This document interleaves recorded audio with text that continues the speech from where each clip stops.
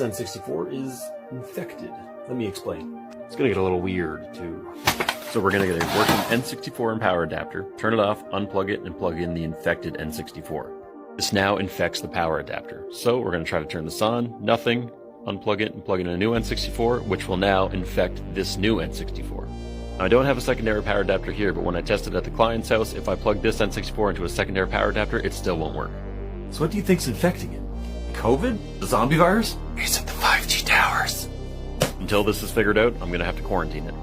Personally, I think it's just a short, which is overcharging the power adapter, and then when you put a new N64 on, it overcharges that, and so on and so forth. That being said, that's not nearly as cool as zombies, but if you have an idea of what it could be, please leave a comment, because I'm going to take this apart in a couple days, so stay tuned, we'll find out what it is. So I took it apart and immediately looked at the power input. It looked like there was a bit of corrosion, and maybe even some charring. Conveniently, Nintendo labeled which pin is which, so I took out the voltage meter and I started testing continuity.